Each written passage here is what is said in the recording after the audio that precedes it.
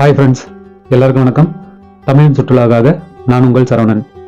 இன்னைக்கு நாம 1000 வருஷத்துக்கு மேற்பட்ட ஒரு பழமையான கோயில் தாங்க பார்க்க போறோம். வீடியோக்குள்ள போறதுக்கு முன்னாடி நம்ம சேனலை சப்ஸ்கிரைப் பண்ணாதவங்க சப்ஸ்கிரைப் பண்ணீங்க. அப்படியே கூட இருக்கிற பெல் பட்டனையும் எழுதிட்டு அதுல ஆல் என்ற ஆப்ஷனையும் அழுத்திங்க. வாங்க ஃப்ரெண்ட்ஸ், வீடியோக்குள்ள போகலாம். ஊத்துக்கோட்டைக்கு பக்கத்துல வடதில்லை என்ற அழகான கிராமத்துல தாங்க 1000 ஆண்டுகளுக்கு முற்பட்ட சிவன் கோயில் இருக்கு. இங்க போறதுக்கு மொத்தம் 2 வழிகள் இருக்கு. ஒன்னு தாமரை பக்கத்துல இருந்து பெரியபாளையம் போற வழியில வெங்கல் என்ற ஊர் வரும். அங்கிருந்து இடது பக்கம் திரும்பணும்னா ஒரு 15 கிலோமீட்டர் தூரத்துல வடதில்லை என்ற ஊர் அமைஞ்சிருக்குங்க.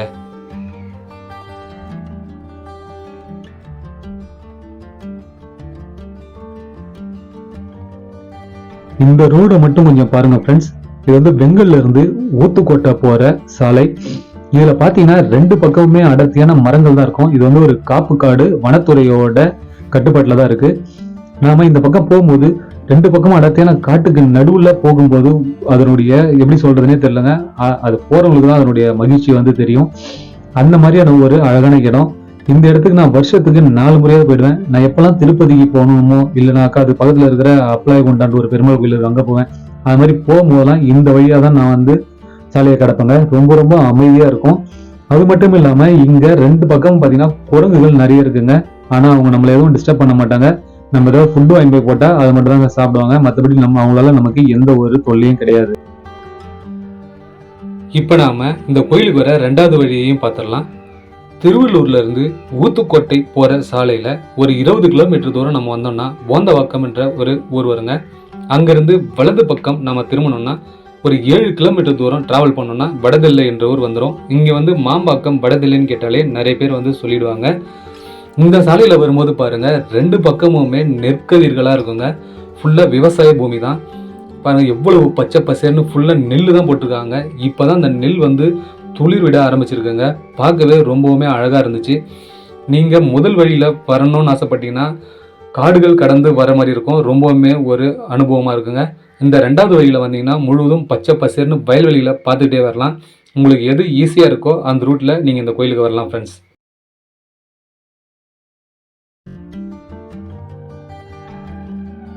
இப்ப நாம கோயிலுக்கிட்ட வந்துட்டோங்க. இந்த ஊரே பாத்தீங்கன்னா ரொம்பவுமே அமைதியா தான் இருக்கு. அதிகபட்சம் ஒரு 50 வீடு வரைக்கும் தாங்க இருக்கும். இந்த ஊரோட பேர் என்ன பாத்தீங்கன்னா வடதில்லை. அதுக்கான காரணம் என்னன்னாக்கா தில்லைக்கு நிகரான கோயில் இது அப்படின்னு சொல்லிட்டு சொல்றதால இது பேர் வடதில்லை அப்படின்னு சொல்லிட்டு வச்சிருக்காங்க. இப்ப இல்ல, அந்த காலத்திலேயே வச்சிருக்காங்க. இந்த இருக்கிற சாமியோட பேர் பாத்தீங்கன்னா அருள்மிகு மரகதாம்பிகை ஸ்ரீ பாபஹரேஸ்வரர் திருக்கோயில். இந்த கோயிலுக்கு நான் சாயந்தரம் ஒரு 3 மணி இருக்கும். அந்த டைம்ல தாங்க வந்தேன். அப்ப பாத்தீங்கன்னா கேட் வந்து பூட்டி இருந்துச்சு. அதனால அது கேட்டு பூட்டி இருக்கு, ஐயர் எப்போ ஒருவர் தெரியலையேன்னு சொல்லிட்டு கொஞ்சம் வெயிட் பண்ணாங்க. அதுக்கப்புறமா அந்த கோயிலுக்கு இடது பக்கம் இருக்கிற சுவத்துல சண்முகம் குருக்கள்னு சொல்லிட்டு போன் நம்பரோட இருந்தது. சரி போன் பண்ணலாமான்னு சொல்லிட்டு போன் எடுக்கும் போது உள்ள ஒரு பாட்டி இருந்தாங்க. அவங்க கிட்ட கோயிலுக்குள்ள போகணும், ஐயர் எப்போ ஒருவர் கேட்டேன். அவங்க என்ன பண்ணாங்க, உடனே பக்கத்துல போயிட்டு ஐயர்கிட்ட இருந்து சாவி வாங்கி வந்து கொடுத்தாங்க. நானும் உள்ள வந்து சாமி பார்க்க ஆரம்பிச்சிட்டேன். உள்ள நம்ம வந்த உடனே பாத்தீங்கன்னா அழகான நந்தி பகவான், அதுக்கப்புறம் பாத்தீங்கன்னா ஒரு பலிபீடம் இருக்குங்க. இங்க வந்து கொடிமரம் இல்லை. முன்ன வந்து கொடிமரம் இருந்திருக்கலாம், அது காலப்போக்கில் அழிஞ்சிருக்கலாங்க. ஆனா இப்போ பாத்தீங்கன்னா பலிபீடமும் நந்தியும் மட்டும்தான் இருக்காங்க. இங்க இருக்கிற நந்தி பகவானோட சிற்பத்தை பாருங்க, எந்த அளவுக்கு ஒரு நுணுக்கமா செதுக்கியிருக்காங்கன்னு. அதனுடைய காதுல இருந்து கழுத்துல மாற்ற அந்த சங்கிலியோட பாருங்க, அந்த கல்லிலே எவ்வளவு அற்புதமா சங்கிலியும் அது கீழே காட்டுற அந்த மணிகளும் ரொம்பவுமே அற்புதமா இருக்குங்க பாக்குறதுக்கு.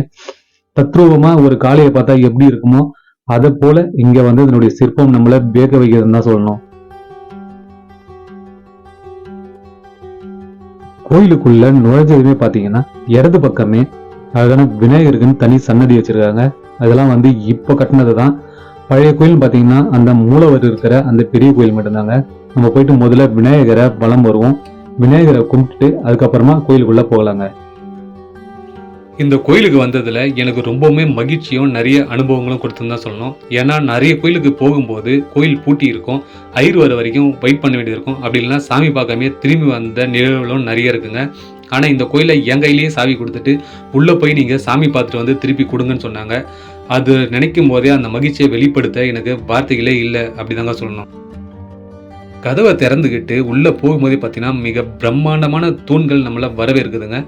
எவ்வளோ பிரம்மாண்டமாக பாருங்கள். இது வந்து சோழர் காலத்தில் கட்டப்பட்டது அப்படின்னு சொல்லிட்டு சொல்கிறாங்க. பொதுவா நம்ம நிறைய கோயில நவகிரகங்கள்ன்றது பாத்தீங்கன்னா கோயிலுக்கு வெளியில தனியா சன்னதி வச்சு அங்க வழிபடுவாங்க. ஆனா இங்க கோயிலுக்குள்ளேயே இருக்குங்க. அது மட்டும் இல்லாம இங்க 2 சிவலிங்கங்கள் இருக்கு. ஒண்ணு பெரிய லிங்கம் வட்ட வடிவ பீடத்துல ஒரு 7 அடி உயரத்துக்கு நமக்கு காட்சி தராரு. அவருக்கு முன்னாடியே பாத்தீங்கன்னா ஒரு சின்ன குட்டி லிங்கம் ஒண்ணு இருக்குங்க. அது என்னன்றத கோயிலோட வெளிப்பிரகாரம் சுத்தி வரும்போது நான் உங்களுக்கு அதனுடைய வரலாறை பத்தி சொல்றேன். அது மட்டும் இல்லாம இங்க இருக்கிற இறைவன் கிழக்கு நோக்கி நமக்கு காட்சி கொடுக்கிறாரு. அம்மனுக்கு கோயிலுக்கு வெளியில தனியா ஒரு சன்னதி இருக்குங்க. அங்க தெற்கு நோக்கு மாதிரி நமக்கு காட்சி தராங்க. இப்ப நாம சிவபெருமானை வணங்கிட்டு அம்மனை பார்க்க போலாங்க.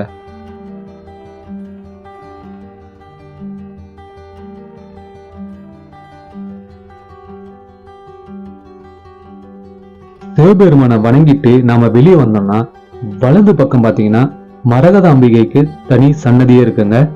இங்கேயும் நாம உள்ள போயிட்டு அம்மனை தரிசிக்கலாம் வாங்க. உள்ள போகும்போதே பாத்தீங்கன்னா சிம்ம வாகனம் ஒரு ஓரமா வச்சிருக்காங்க. அது கோயில் எதிர்க்க கரெக்டா வைக்கணும். இனிமேதான் அதனுடைய வேலைப்பாடுகள்லாம் நடக்கும்னு நினைக்கிறாங்க. ஏன்னா இது அறநிலையத்துறை கட்டுப்பாட்டுல இருக்கு இந்த கோயில் அப்படின்னு சொல்றாங்க. இங்க இருக்கிற அம்மனை பாருங்க, எவ்வளவு ஒரு தத்துவமா ஒரு பெண் நிக்கிற மாதிரியான வடிவிலேயே நமக்கு தெற்கு நோக்கி காட்சி கொடுக்குறாங்க.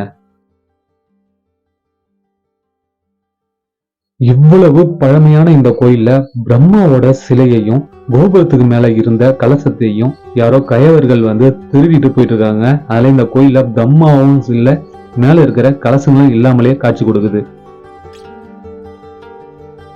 கோயிலோட தல வரலாறு என்னன்றதை பார்க்கலாம். கண்டதேவராயர் அப்படின்ற ஒரு அரசர் இந்த காட்டுல வேட்டையாடி இருக்காருங்க. அப்போ திருமூலநாதர் என்ற முனிவர் இங்க உட்காந்து தவம் பண்ணி இருந்திருக்காரு. அப்படி அவர் வேட்டையாடப்பட்ட மான் முனிவரோட பாதத்துல விழுந்திருக்குங்க. அவர் கண் திறந்து பார்த்தப்போ மான் துடிச்சு இறந்திருக்கு. அதை பார்த்த உடனேயே முனிவருக்கு கோபம் நீ மூர்க்கனாக போவான்னு சொல்லிட்டு சாபம் கொடுத்துறாருங்க. உடனே அரசர் என்ன பண்றாரு, தான் செஞ்சது தப்புன்னு சொல்லிட்டு அவர்கிட்ட வேண்டி ரொம்பவுமே கெஞ்சுறாருங்க. அப்புறம் திருமூலநாதருக்கு கோபம் தணிஞ்சு நீ தினமும் இங்க ஒரு கோயில உருவாக்கு, பக்கத்துல ஆரணி ஆறு இருக்குங்க. ஃபர்ஸ்ட் நந்தி ஆறு அப்படின்னு சொல்லிதான் பேர் சொல்லி வச்சிருக்காங்க. அதனால நந்தி ஆறுல குளிச்சுட்டு இந்த கோயிலுக்கு நீ சிவபெருமனை வழிபட்டா உன்னுடைய பாவங்கள் போன்னு சொல்லியிருக்காருங்க. இவரும் அது போல தினமும் பண்ணியிருக்காரு. அப்படி இறைவனை வழிபட்டதால அவருடைய சாபங்கள் நீக்கப்பட்டிருக்குங்க. அதனாலதான் இந்த கோயில் இருக்கிற இறைவனோட பேர் பாபா ஹரீஸ்வரர். பொதுவாகவே சிவன் கோயிலில் பார்த்தோம்னா மூலவருக்கு பின்னாடி இருக்கிற கோஷ்டத்தில் மகாவிஷ்ணு தான் இருப்பார். ஆனால் இந்த கோயிலில் பார்த்தீங்கன்னா லிங்கோத்பவர் இருக்காருங்க. இதே போல் கோயில் குன்றத்தூரில் கந்தழீஸ்வரர் கோயில்லையும் இருக்குது. அதே போல் பார்த்தீங்கன்னா வண்டலூர் பக்கத்தில் இருக்கிற குமிழி என்ற ஊரில் வேதகிரீஸ்வரர் என்ற கோயில்லையும் இந்த லிங்கோத்பவர் தாங்க இருக்கார். ஆனால் அதை விடவும் இங்கே ஒரு சிறப்பான லிங்கோத்பவர் அப்படின்னு தான் சொல்லணும். அதுக்கு காரணம் என்னென்னா அடிமுடியை காண பிரம்மாவும் விஷ்ணுவும் போகிறாங்க. அந்த மாதிரியான ஒரு காட்சி அமைப்பு தான் இங்கே இருக்குது. நல்லா பாருங்க, மேலே அன்னப்பறவை வேடமிட்டு முடியை காண்றதுக்காக பிரம்மா போயிட்டு இருக்காரு. அப்படியே கீழே பார்த்தீங்கன்னா மகாவிஷ்ணு வராக ரூபம் கொண்டு பூமியை தோண்டிக்கிட்டு அவருடைய பாதத்தை பார்க்கறதுக்காக போயிட்டு இருக்காருங்க.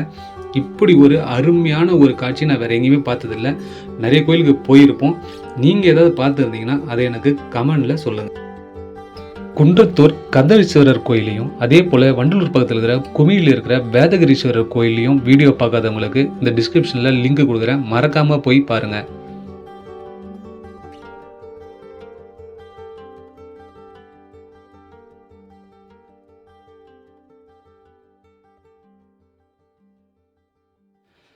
கோயிலோட வெளிப்பிரகாரம் நாம் சுற்றி வரும்போது இங்கே நிறைய சிறிய கோயில்கள் கட்டியிருக்காங்க. அது இப்போ கட்டப்பட்டது தான். இங்கே பழனி, தண்டாயுதபாணி, அதுக்கப்புறம் ஆறுமுக வேலன், வள்ளி தெய்வானையோட நமக்கு காட்சி கொடுக்குறாங்க. கோஷத்தில் இருக்க வேண்டிய பிரம்மா திருடு போனதால் அந்த இடத்துல எதுவுமே இல்லாமல் வெற்றிடமாக நமக்கு காட்சி கொடுக்குது.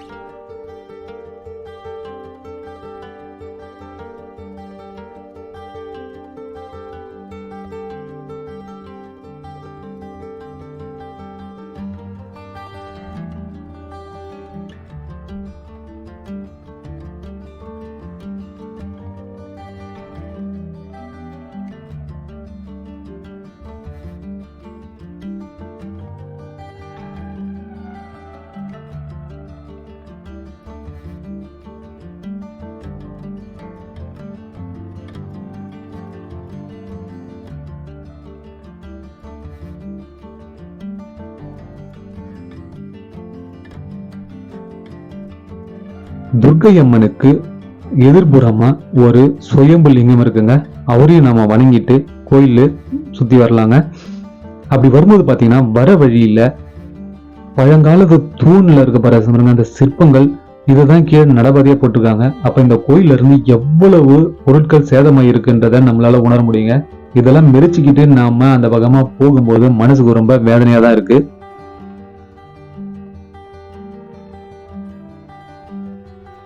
கோயிலுக்குள்ள மூலவருக்கு முன்னாடி ஒரு சிறிய லிங்கம் ஒன்று இருந்தது. அந்த லிங்கத்தோட பேர் பானலிங்கம். அதனுடைய வரலாறு என்னன்றதையும் நாம இப்ப தெரிஞ்சுக்கலாம். ராமானுஜரோட சகோதரர் கோவிந்த பட்டர் என்பவர் வைஷ்ணவ மதத்துல இருந்தாலும் அவர் சைவ மதத்துல இருந்த சிவனை தான் நிறைய வழிபாடு பண்ணியிருக்காரு. அப்படி அவர் வழிபாடு பண்ணும்போது ஒரு முறை காசிக்கு போய் கங்கையில குளிச்சிருக்காரு. குளிக்கும் போது அந்த கங்கையில இருந்து அந்த லிங்கம் அவர் கையோட வந்திருக்குங்க. அதை வச்சு அவர் வழிபாடு பண்ணிட்டு வந்திருக்காரு. பின்னாளில் ராமானுஜர் அவங்களுடைய மதத்தை வளர்க்கணும் அப்படின்றதுக்காக கோவிந்த பட்டரை கூப்பிட்டுருக்காருங்க. அண்ணன் கூப்பிடும் போது போகாம இருக்கக்கூடாதுன்றதுக்காக இந்த லிங்கத்தை வடதில்லை வந்து இந்த கோயிலில் வச்சு வழிபாடு பண்ணிட்டு பிறகு போயிருக்காரு. அதுதான் இன்னைக்கு நாம பார்த்துட்டு இருக்க இந்த பானலிங்கங்க. ரொம்பவுமே சிறப்பு வாய்ந்த பானலிங்கம் அப்படின்னு தான் சொல்லணும். மன அமைதி வேணும்னு நினைக்கிறீங்களா? அப்பனா இந்த கோயிலுக்கு வாங்க. ஏன்னா நம்ம ஊருக்கு பக்கத்தில் இருக்கிற கோயிலுக்கெல்லாம் போனோம்னா கூட்ட நெரிசல் அதிகமாக இருக்கும். எப்போ பார்த்தாலும் சவுண்டு கேட்டுகிட்டே இருக்குங்க. நம்மளால நிம்மதியாக சாமி கூட கும்பிட முடியாது. ஆனால் இங்கே இருக்கிற கோயிலுக்கு வந்தீங்கன்னா மன நிம்மதி கிடைக்கும். ரொம்பவுமே அமைதியான இடம், ஆள் அருவமே இல்லாத கோயில் அப்படின்னு தாங்க சொல்லணும். கோயிலுக்குள்ள நம்ம எவ்வளவு நேரம் இருந்தாலும் யாரும் வந்து நம்மளே எதுவும் கேட்க மாட்டாங்க. ரொம்பவுமே அமைதி தரும் கோயில். ஓகே ஃப்ரெண்ட்ஸ், நீங்களும் உங்கள் ஃபேமிலியோட வாங்க, குழந்தைங்களையும் கூட்டிட்டு வாங்க. நம்மளுடைய இந்த வரலாற்று சிறப்புமிக்க கோயிலை நம்ம குழந்தைங்களாம் தெரிஞ்சுக்கிட்டோம். உங்கள் எல்லாருக்கும் இந்த வீடியோ பிடிச்சிருக்குன்னு நினைக்கிறேன். பிடிச்சிருந்தா லைக் பண்ணுங்கள், சப்ஸ்கிரைப் பண்ணுங்கள், ஷேர் பண்ணுங்கள். ஏதாவது குறைகள் இருந்தால் அதை கமெண்டில் சொல்லுங்கள். மீண்டும் உங்களை அடுத்த வீடியோவில் சந்திக்கிறேன். நன்றி, வணக்கம்.